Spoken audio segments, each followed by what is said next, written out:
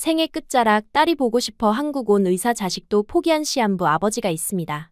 오늘은 냉철한 아버지와 7년간 연락이 완전히 끊어진 한 미국 출신 여성의 이야기를 들려드리겠습니다. 의사 아들만 자식이라고 다른 거들더도 보지 않던 아버지. 그런 딸이 한국으로 시집을 가도 인연을 끊자며 매정했다고 하는데요. 그리고 시한부 판정을 받았음에도, 살 수 있음에도 그 아들들은 자신들의 미래를 위해 아버지를 외면했습니다. 그러나 딸은 아버지 소식에 긴 침묵을 깨고 먼저 연락을 했다는데요.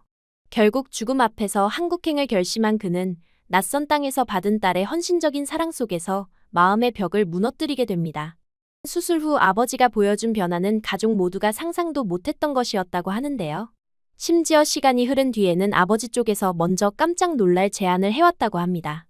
돈만 중요시하던 냉정한 사업가의 마음을 완전히 바꿔놓은 것은 과연 무엇이었을까요? 이제 그녀의 놀라운 가족 화해의 이야기를 함께 만나보시죠. 저는 아버지의 말 한마디가 불호령 같은 집에서 자랐어요. 보스턴 외곽의 그 커다란 저택은 겉으로는 완벽했지만 그 안에는 언제나 어둠이 있었습니다. 제 이름은 엘리사 테일러입니다. 12살 때 어머니를 잃고 가부장적인 아버지와 두 오빠 사이에서 보이지 않는 존재로 살아왔어요. 어머니는 췌장암으로 돌아가셨습니다. 어머니가 아프던 날들, 아버지는 병원비를 아끼지 않았지만 정작 곁을 지키는 일은 없었어요. 사업이 바쁘다는 핑계로 병원에 거의 오지 않았습니다. 어린 제가 학교를 마치고 달려가 어머니 손을 잡고 있을 때도 아버지는 회의실에 있었어요. 어머니가 마지막 숨을 내쉬던 날에야 아버지는 병원에 왔지만 그때는 이미 늦었습니다. 내 어머니는 약했어. 세상은 약한 사람들을 기다려주지 않아. 장례식 날, 아버지가 제게 한 유일한 말이었어요. 12살 소녀에게 그런 말을 하는 아버지의 눈에는 눈물 한 방울 없었습니다. 그날부터 저는 어머니 대신 집안일을 도맡았어요. 아침 식사 준비부터 빨래, 청소, 심지어 집안 장식까지 모두 제 몫이 되었습니다. 학교에서 돌아오면 숙제보다 저녁 식사 준비가 먼저였어요. 오빠들은 의대 준비로 바빴고 아버지는 그들만 바라보며 살았습니다. 내 자랑은 내 아들들뿐이다. 테일러 가문의 의사 혈통이 이어질 거야. 저녁 식탁에서 아버지는 늘 그런 말을 했어요. 제가 학교에서 상을 받아와도 피아노 경연대회에서 우승해도 아버지의 눈에는 들어오지 않았습니다. 제가 보이지 않는 존재라는 걸 깨달은 건 고등학교 졸업식 날이었어요. 다른 부모님들은 꽃다발을 들고 아이들을 축하해 주었지만 아버지는 오지 않았습니다. 나중에 알고 보니 오빠의 의대에서 상담이 있었다고 해요. 20살이 되던 해 저는 집을 나왔습니다. 대학 장학금을 받아 기숙사로 들어갔어요. 처음으로 엘리사로 살 수 있는 시간이었습니다. 역사학을 전공하면서 아르바이트를 하며 살았어요. 가끔 오빠들이 전화를 걸어왔지만 그저 아버지의 심부름에 불과했습니다. 언제 집에 올 거냐? 학비는 괜찮냐? 같은 형식적인 질문들 뿐이었어요. 대학 3학년 교환학생 프로그램으로 한국에 왔을 때 진우를 만났습니다. 그는 제가 한국어를 배울 수 있게 도와주는 버디였어요. 진우는 제가 한 번도 느껴보지 못한 따뜻함을 가진 사람이었습니다. 그는 제 이야기를 들어주었고 제 생각을 중요하게 여겼어요. 1년의 교환학생 기간이 끝나갈 무렵 우리는 서로에게 특별한 감정이 있다는 걸 알았습니다. 한국에 남아줄래요? 졸업을 앞두고 진우가 물었어요. 망설임 없이 네 라고 대답했습니다. 아버지에게 이 소식을 전했을 때 아버지의 반응은 차가웠어요. 낯선 나라에서 뭘 할 수 있다고 생각하니? 내 오빠들은 이미 의사가 되어가고 있는데. 전화기 너머로 아버지의 목소리가 들려왔습니다. 그때 처음으로 제 목소리를 높였어요. 저는 행복하고 싶어요. 여기서는 그냥 엘리사로 살 수 있어요. 가정부가 아니라. 그 말에 아버지는 한참을 침묵하다 말했습니다. 그럼 내 선택에 책임져라. 더 이상 내 딸이 아니다. 그렇게 우리의 마지막 대화는 끝났어요. 결혼식에도 아버지는 오지 않았습니다. 두 오빠만 형식적으로 참석했지만 축하보다는 걱정의 말들만 남기고 떠났어요. 그렇게 저는 테일러 가문과 연을 끊고 한국에서 새 삶을 시작했습니다. 한국에서의 삶은 쉽지 않았어요. 언어 장벽, 문화 차이, 낯선 환경. 하지만 진우와 그의 가족들 덕분에 저는 처음으로 가족이라는 단어의 의미를 배웠습니다. 시어머니는 제가 김치 담그는 법을 가르쳐 주셨고 시아버지는 제 서툰 한국어를 인내시 있게 들어주셨어요. 저는 영어 강사로 일하며 조금씩 한국 생활에 적응해 갔습니다. 7년이 흘렀어요. 저는 이제 작은 영어학원을 운영하고 있었고 진우는 대학에서 공학을 가르치는 교수가 되었습니다. 우리는 아파트 대출금을 갚아가며 소소하지만 행복한 일상을 살고 있었어요. 가끔 미국 생각이 날 때면 창밖으로 보이는 한강을 바라보며 마음을 달랬습니다. 그렇게 평온한 날들이 계속되던 어느 가을날이었어요. 학원을 마치고 집으로 돌아오는 길, 오랜만에 오빠 마이클의 번호로 전화가 왔습니다. 그와 마지막으로 통화한 건 2년 전, 크리스마스 때였어요. 반갑게 전화를 받았지만 그의 목소리는 무거웠습니다. 엘리, 아버지가 아파. 말기 간암이야. 순간 걸음이 멈췄어요. 가슴 한구석이 무너지는 듯한 느낌이었습니다. 아버지와의 마지막 대화가 머릿속을 스쳐 지나갔어요. 얼마나 심각한 상태인데 떨리는 목소리로 물었습니다. 마이클은 잠시 침묵하더니 말을 이었어요. 의사로서 말하자면 6개월 시간이 있을까 말까 해. 간 이식이 유일한 희망이지만 지금 대기도 많고 여기선 안 될 것 같아. 그의 목소리가 잠시 끊겼습니다. 곧이어 차가운 톤으로 말을 이었어요. 그리고 엘리, 아버지 유산에 대해선 기대하지 마. 내가 집을 나간 이후로 아버지는 내 이름을 한 번도 언급하지 않았고 연을 끊었다고 항상 말씀하셨으니 가슴이 철렁 내려앉았습니다. 제가 염려한 건 유산이 아니었어요. 이런 순간에도 오빠는 돈 이야기부터 꺼냈습니다. 깊은 한숨이 나왔어요. 그런 생각 없어. 그런데 왜 오빠들 간 이식은? 말을 채 끝내기도 전에 둘째 오빠 데니얼이 전화를 받아 말했습니다. 마이클과 나, 우린 의사야. 환자들이 있고 가족이 있어. 위험한 수술을 감당할 수 없어. 화가 치밀었어요. 평생 아버지의 자랑거리였던 두 의사 아들이 정작 아버지가 그들을 필요로 할 때는 외면한다는 사실이 믿기지 않았습니다. 의사인 두 아들이 아버지를 그냥 포기한다고. 정말 그게 말이 돼? 목소리가 높아졌어요. 데니얼은 차갑게 대답했습니다. 내가 뭘 알아? 7년간 한 번도 연락도 안 하고 살다가 이제 와서 뭘 하겠다는 거야? 그 말에 가슴이 아팠어요. 맞는 말이었습니다. 7년간 저는 아버지와 연락하지 않았어요. 하지만 그건 아버지도 마찬가지였습니다. 마음을 가다듬고 말했어요. 아버지와 통화할 수 있을까? 오빠들은 잠시 침묵했습니다. 이윽고 마이클이 말했어요. 병원에 있어. 전화번호를 문자로 보내줄게. 통화가 끝나고 한동안 아파트 현관에 서서 움직일 수 없었습니다. 온갖 감정이 뒤섞였어요. 분노, 슬픔, 그리고 이상하게도 그리움. 아버지에 대한 기억들이 물밀듯이 밀려왔습니다. 무서웠지만 용기를 내어 아버지에게 전화를 걸었어요. 긴 신호음 끝에 피곤한 목소리가 들렸습니다. 테일러입니다. 익숙한 아버지의 목소리였어요. 하지만 예전의 강인함은 찾아볼 수 없었습니다. 마른 기침 소리가 전화기 너머로 들려왔어요. 아버지, 저예요, 엘리사. 잠시 침묵이 흘렀습니다. 아버지의 숨소리만 들렸어요. 왜 이제 와서 연락했니? 차갑고 딱딱한 목소리였습니다. 눈물이 눈가에 맺혔어요. 오빠에게 들었어요. 많이 아프시다고. 말을 잇기가 어려웠습니다. 아버지는 짧게 대답했어요. 그래서? 내가 할 수 있는 게 뭐가 있다고 생각하니? 여전히 변함없는 냉담함이었습니다. 마음을 가다듬고 말했어요. 도울 방법이 있을지 모르잖아요. 제가. 아버지의 목소리가 제 말을 자르며 날카롭게 들려왔습니다. 내 도움 필요 없다. 내 인생이나 살아라. 그리고 전화가 끊겼어요. 허망한 기분으로 전화기를 내려놓았습니다. 여전히 아버지는 저를 거부하고 있었어요. 하지만 이번에는 그의 목소리에서 분노보다 두려움이 느껴졌습니다. 죽음 앞에 선 사람의 두려움이었어요. 아버지의 차가운 목소리가 귓가에 맴돌았어요. 전화를 끊고 소파에 주저앉았습니다. 창밖으로는 서울의 밤이 깊어가고 있었어요. 손이 떨려 컵을 떨어뜨릴 뻔했습니다. 내 인생에서 지워버리려 했던 목소리, 그 냉정함은 여전했지만 어딘가 힘이 빠져 있었어요. 아픈 사람의 목소리였습니다. 진우는 말없이 내 옆에 앉아 어깨를 감싸 안았어요. 그의 온기가 전해지자 참았던 눈물이 흘러내렸습니다. 엉엉 울고 싶었지만 그럴 자격이 있는지조차 의문이었어요. 7년 동안 연락 한 번 하지 않았는데 이제 와서 눈물을 흘릴 권리가 있을까요? 혼란스러운 감정이 가슴을 짓눌렀습니다. 괜찮아요? 진우의 부드러운 목소리에 고개를 들었어요. 그의 눈에는 걱정이 가득했습니다. 어떤 말도 나오지 않았어요. 그저 고개를 저을 뿐이었습니다. 당신이 원한다면 우리가 미국에 갈 수도 있어요. 진우의 말에 놀라 그를 바라봤어요. 그는 진지했습니다. 하지만 곧바로 고개를 저었어요. 아니, 그럴 필요 없어요. 아버지는 내 도움을 원하지 않아요. 내가 가봤자. 말을 끝맺지 못했습니다. 진우는 잠시 생각에 잠기더니 조용히 말을 이었어요. 가족은 천륜이에요. 당신은 아직 아버지를 미워하면서도 그리워하고 있잖아요. 그 말이 가슴 깊은 곳을 찔렀습니다. 맞아요. 아무리 부정해도 아버지는 여전히 내게 중요한 사람이었어요. 어린 시절의 상처, 그 모든 무시와 냉대에도 불구하고 그는 내 아버지였습니다. 어머니가 돌아가신 후 아버지는 감정을 완전히 닫아버렸어요. 그의 방식으로 슬픔을 견디고 있었는지도 모릅니다. 진우의 말은 계속되었어요. 당신이 후회하지 않을 선택을 했으면 해요. 지금 이 순간에 결정한 것이 10년 후에도 괜찮을 선택인지 생각해보세요. 그 말에 마음이 무거워졌습니다. 만약 아버지가 떠나고 나서 마지막으로 화해할 기회를 놓쳤다면 그 후회를 평생 안고 살아야 할 거예요. 깊은 숨을 들이마시고 결심했습니다. 다시 한번 용기를 내기로 했어요. 한 번 더 전화해 볼게요. 진우는 미소 지으며 고개를 끄덕였습니다.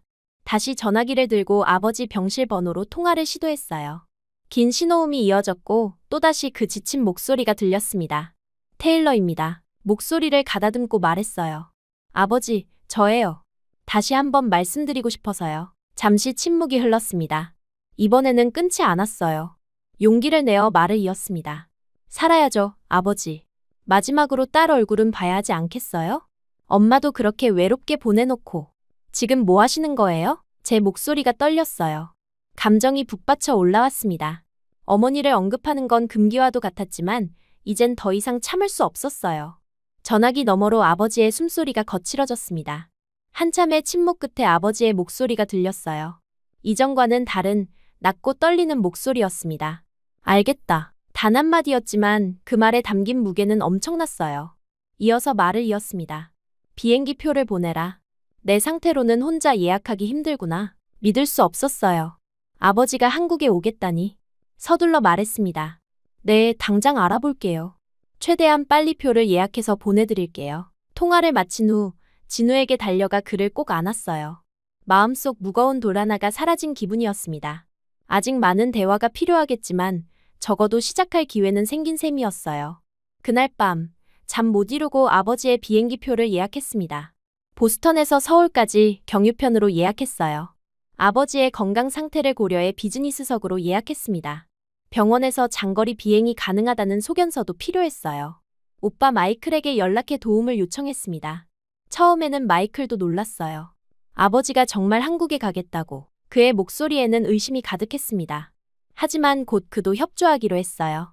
아마도 아버지가 떠나기로 결심한 이상 더 이상 말릴 수 없다고 판단했나 봅니다.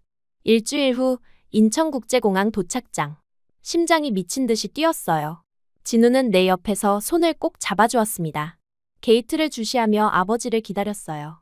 마지막으로 본 지 7년, 그 사이 아버지는 얼마나 변했을까요?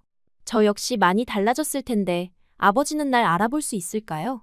마침내 게이트에서 승객들이 나오기 시작했습니다. 그리고 그때 휠체어를 밀고 나오는 공항 직원과 함께 아버지의 모습이 보였어요.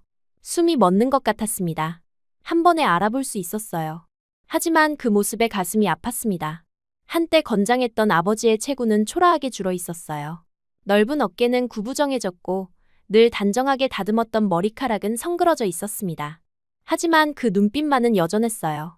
날카롭고 관통하는 듯한 그 특유의 눈빛이었습니다. 아버지 앞으로 다가갔어요. 다리가 후들거렸습니다. 목소리를 내는 것조차 어려웠어요. 안녕하세요, 아버지. 목이 메었지만 굳게 인사했습니다. 아버지는 잠시 나를 올려다보더니 무언가 말하려다 멈췄어요. 그의 눈가가 붉어지는 것이 보였습니다. 평생 단 한 번도 아버지의 눈물을 본 적이 없었어요. 그는 항상 감정을 철저히 숨기는 사람이었습니다.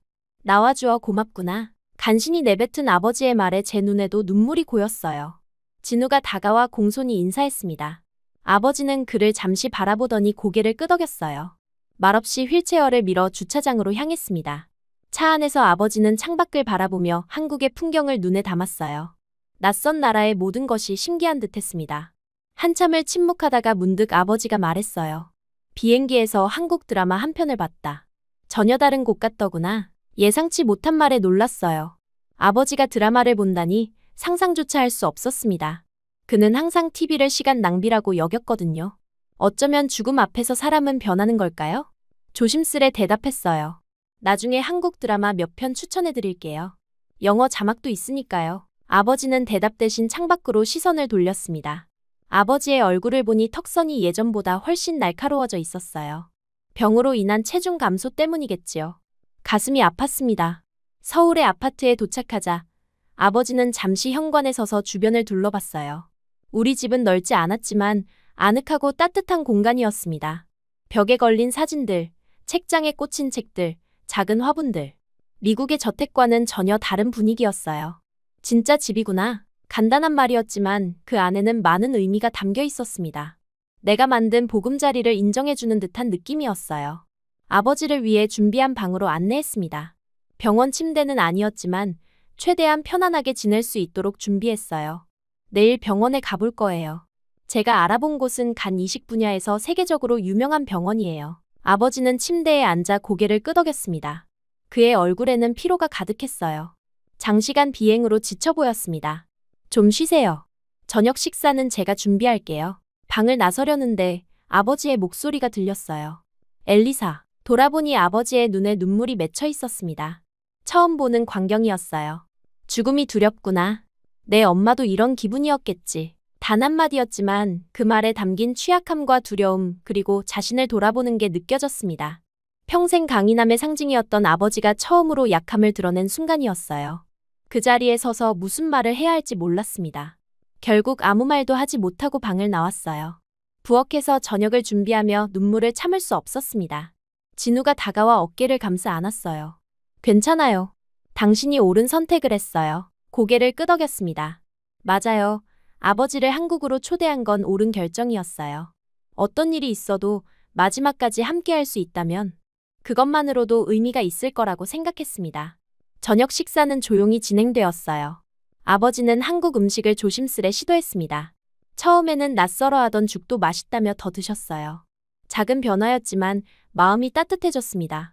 식사를 마친 후 아버지는 테라스에 나가 서울의 야경을 바라봤어요. 멀리 보이는 한강의 불빛이 반짝였습니다. 뒤에서 바라보니 아버지의 뒷모습이 참 외로워 보였어요. 언제부터 그렇게 작은 사람이 되었을까요? 내 기억 속 아버지는 늘 크고 강인한 존재였는데. 다음 날 아침 병원으로 향했습니다. 아버지는 묵묵히 창밖을 바라보며 가끔 한국의 풍경에 대해 물었어요. 처음으로 아버지와 일상적인 대화를 나누는 기분이었습니다. 어색했지만 그래도 의미 있는 시간이었어요. 병원에 도착해 담당 의사를 만났습니다. 아버지의 상태를 확인하기 위한 검사들이 이어졌어요. 결과는 예상보다 좋지 않았습니다. 암이 예상보다 더 진행되어 있었어요. 의사는 조심스럽게 말했습니다. 가능한 빨리 간 이식을 받는 것이 좋겠습니다. 대기 시간이 길어질수록 환자 상태는 악화될 가능성이 높습니다. 아버지는 눈을 감고 깊은 한숨을 내쉬었어요. 나는 의사에게 물었습니다. 가족 간 이식은 가능한가요? 의사는 고개를 끄덕였어요. 네, 물론입니다. 혈액형과 여러 조건이 맞는지 검사가 필요하겠지만 가족 간 이식은 성공률이 더 높은 편입니다. 그 말에 결심했어요. 내가 도울 수 있다면 그렇게 해야 했습니다. 망설임 없이 말했어요. 저도 검사받고 싶습니다. 제가 가능하다면 이식하고 싶어요. 아버지가 놀란 눈으로 나를 바라봤습니다. 처음으로 그의 눈에서 혼란스러움을 읽을 수 있었어요. 의사는 미소 지으며 말했습니다. 좋습니다. 바로 검사 일정을 잡도록 하겠습니다. 병원을 나오는 길, 아버지는 말없이 내 옆을 걸었어요. 우리 사이에는 여전히 많은 이야기가 오가지 않았지만 그래도 함께 걷고 있다는 사실 자체가 기적처럼 느껴졌습니다. 차에 오르자 아버지가 입을 열었어요. 왜 그런 결정을 했니? 조용히 대답했습니다. 그래도 아버지니까요. 그 말에 아버지의 눈가가 다시 붉어졌어요. 더 이상의 대화는 없었지만 그 침묵 속에서 무언가가 변화하고 있음을 느낄 수 있었습니다. 오랜 시간 닫혀있던 감정의 벽이 조금씩 허물어지고 있었어요. 집으로 돌아오는 길, 마음이 이상하게 가벼워졌습니다. 아직 모든 것이 해결된 것은 아니었지만 첫걸음을 내딛었다는 생각에 안도감이 들었어요. 7년간의 단절 끝에 아버지와 나 사이에 새로운 다리가 놓이고 있었습니다. 병원에서 돌아온 후 이틀 동안 집에는 묘한 긴장감이 감돌았어요. 아버지는 주로 방에서 지내며 가끔 테라스에 나와 서울의 풍경을 바라보곤 했습니다. 저는 병원에서 받은 간 이식 관련 자료들을 읽으며 마음의 준비를 했어요. 진우는 말없이 우리 곁을 지켰습니다. 세 번째 날 아침 병원에서 연락이 왔어요. 제 검사 결과가 나왔고 다행히 이식이 가능하다는 판정이었습니다. 간 기능이 정상이고 혈액형도 아버지와 일치했어요. 제 심장이 빠르게 뛰었습니다. 두려움과 설렘이 교차했어요. 아버지에게 이 소식을 전하기 위해 그의 방문을 노크했습니다. 들어오게. 아버지는 창가에 앉아 책을 읽고 있었어요. 예전에도 늘 책을 가까이 두셨지만 그때는 주로 비즈니스 관련 서적이었습니다. 지금 손에 든 책은 의외로 한국 역사에 관한 영문판이었어요. 이런 모습이 낯설게 느껴졌습니다. 병원에서 연락이 왔어요. 제가 아버지께 간을 줄 수 있대요. 아버지의 표정이 굳어졌습니다. 그는 책을 내려놓고 저를 바라봤어요. 안 돼. 단호한 목소리였어요. 놀라서 아버지를 바라봤습니다. 왜요? 의학적으로 문제없다고 했는데 아버지가 자리에서 일어나 창가로 걸어갔어요. 그의 뒷모습은 여전히 강직해 보였지만 어딘가 흔들리는 듯 했습니다. 내 인생을 위험에 빠뜨릴 수 없어.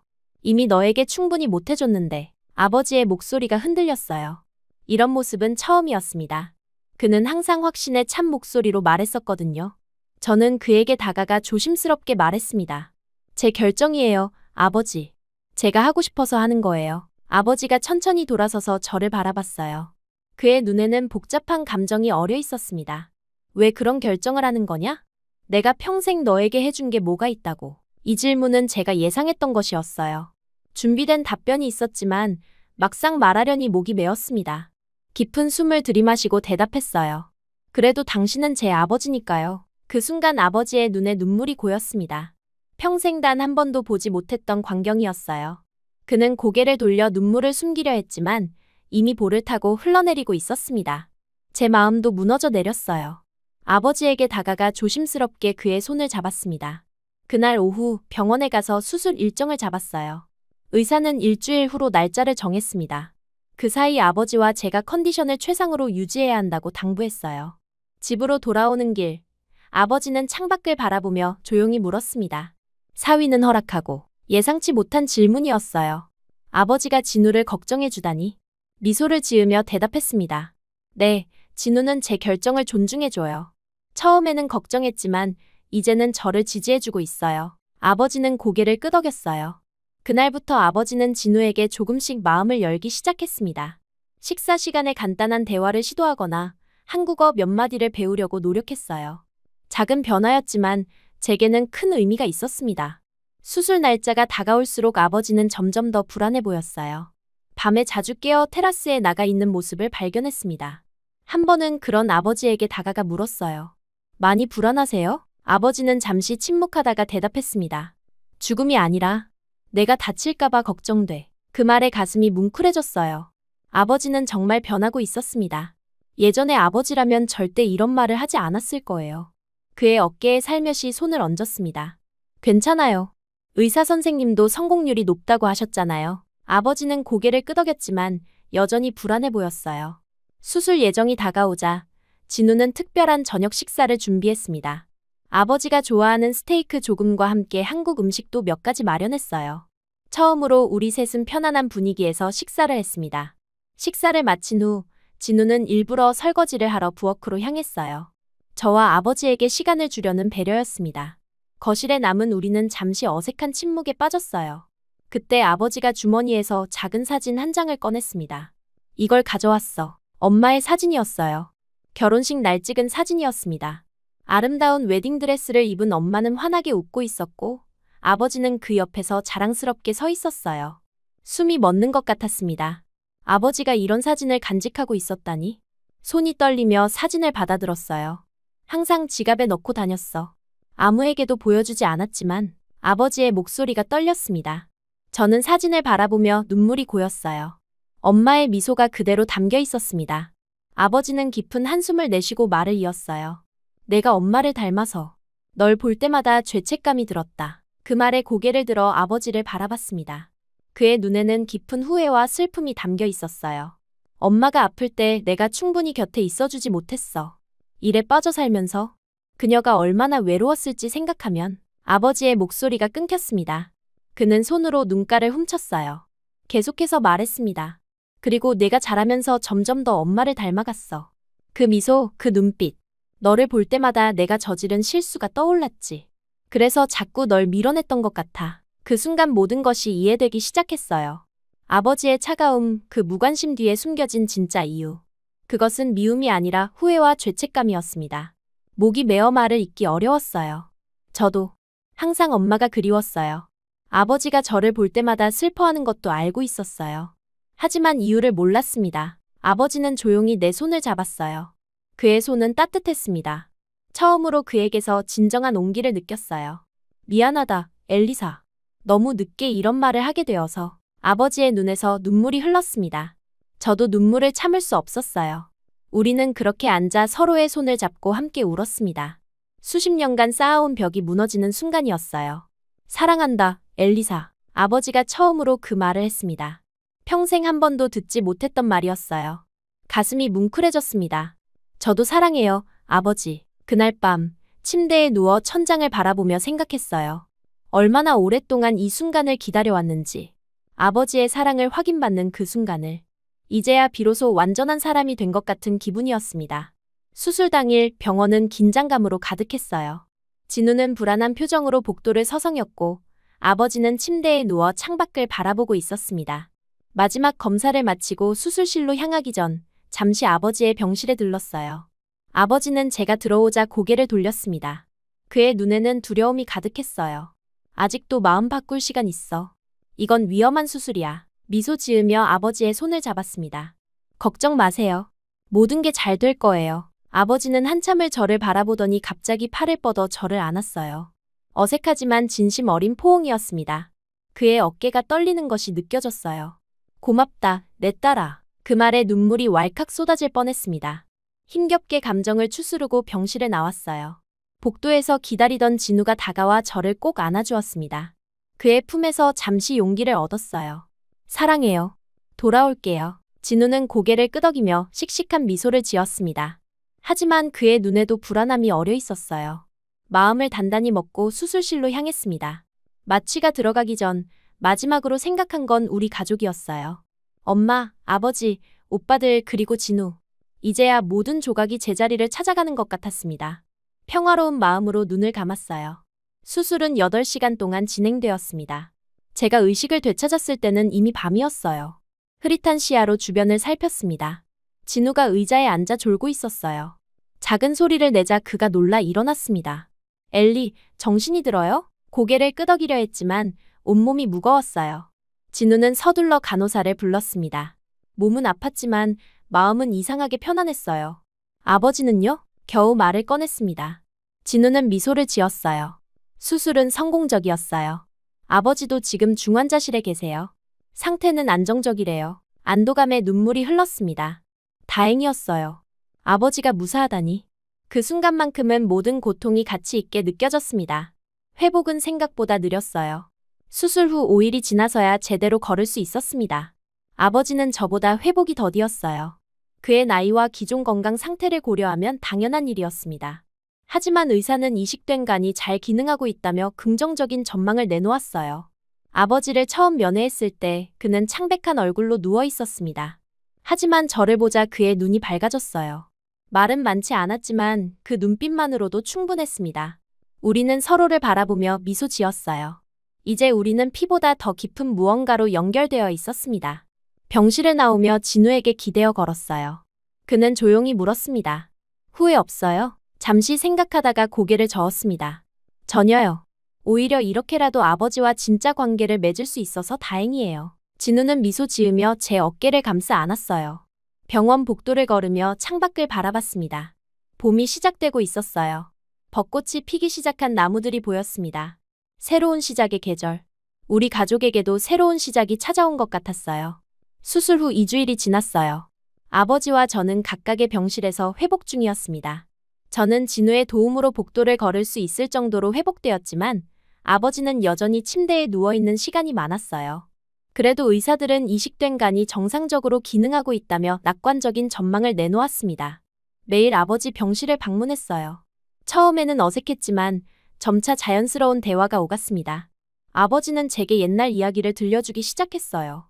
엄마와의 첫 만남, 결혼 생활, 그리고 저와 오빠들이 태어났을 때의 기억까지. 한 번도 들어본 적 없는 이야기들이었습니다. 내 엄마는 항상 너를 특별하게 생각했어. 우리 딸은 달라, 특별해라고 자주 말했지. 아버지의 말에 가슴이 뭉클해졌어요. 이런 이야기를 더 일찍 들었다면 제 삶은 얼마나 달라졌을까요? 하지만 후회하기보다는 지금이라도 들을 수 있어 감사했습니다. 수술 후 3주째 되던 날 병원 간호사가 들떠서 달려왔어요. 미국에서 온 방문객이 있다고 했습니다. 순간 숨이 멎는 것 같았어요. 오빠들이 왔다는 걸 직감적으로 알았습니다. 심장이 빠르게 뛰었어요. 진우의 부축을 받으며 로비로 향했습니다. 그리고 거기에는 정말 오빠들이 서 있었어요. 마이클과 데니얼 둘 다 지쳐 보였지만 그들의 눈빛은 달랐습니다. 평소의 냉담함이 아닌 걱정과 미안함이 어려 있었어요. 마이클이 먼저 다가왔습니다. 그는 망설이다가 갑자기 저를 꼭 안았어요. 엘리, 미안해. 정말 미안해. 그의 목소리가 떨렸습니다. 데니얼도 다가와 우리 둘을 함께 안았어요. 새 남매가 이렇게 껴안은 건 몇 년 만인지 기억도 나지 않았습니다. 눈물이 흘렀어요. 괜찮아요. 이제 다 괜찮아요. 간신히 말을 이었습니다. 오빠들은 제 상태를 보고 놀랐어요. 창백한 얼굴, 수술로 인해 약해진 몸. 두 사람 다 의사였기에 제가 얼마나 큰 수술을 했는지 잘 알고 있었습니다. 내가 이런 결정을 할 줄은, 우리가 얼마나 이기적이었는지 이제야 깨달았어. 데니얼의 말에 고개를 저었어요. 그런 거 아니에요. 제가 하고 싶어서 한 거예요. 병원 카페에 앉아 오빠들은 미국에서의 상황을 설명했습니다. 아버지가 갑자기 한국행을 결정하고 모든 일을 정리하는 과정, 그리고 수술 소식을 듣고 얼마나 걱정했는지. 두 사람 다 직장에 휴가를 내고 바로 비행기를 탔다고 했어요. 아버지는 어떠세요? 조심스럽게 물었습니다. 마이클은 미소를 지었어요. 방금 병실에 들렀어. 놀랍게도 우리를 보고 웃으셨어. 아버지가 웃는 모습은 언제 마지막으로 봤는지. 그 말에 저도 미소 지었습니다. 아버지가 변하고 있다는 증거였어요. 데니얼은 진우에게도 고개를 숙여 감사의 말을 전했습니다. 진우는 쑥스러운 듯 고개를 저었어요. 처음으로 오빠들이 진우를 진정한 가족으로 대하는 것 같았습니다. 함께 아버지 병실로 향했어요. 문을 열자 아버지는 창가에 앉아 있었습니다. 햇빛이 그의 얼굴을 비추고 있었어요. 우리 모두가 들어오자 아버지는 천천히 고개를 돌렸습니다. 그리고 미소를 지었어요. 세상에서 가장 조용하고 따뜻한 미소였습니다. 다 모였구나. 그 말에 눈시울이 붉어졌어요. 정말 오랜만에 가족이 한자리에 모였습니다. 아버지는 팔을 벌려 우리를 불렀어요. 오빠들은 망설임 없이 다가갔고 저도 그들과 함께했습니다. 아버지는 우리 셋을 한 번에 안으려 했지만 그의 팔은 이제 그렇게 크지 않았어요. 미안하구나. 너희들에게 너무 큰 걸 강요했어. 아버지의 목소리가 떨렸습니다. 그는 마이클과 데니얼을 바라보며 말했어요. 너희들이 의사가 되길 바랐던 건 그게 최고라고 생각해서였어. 하지만 정작 아플 때는 너희에게 부담을 주기 싫었지. 너희도 참 무서웠겠구나. 오빠들의 눈에 눈물이 고였습니다. 아버지는 계속해서 말했어요. 엘리사, 너에게는 더 미안하다.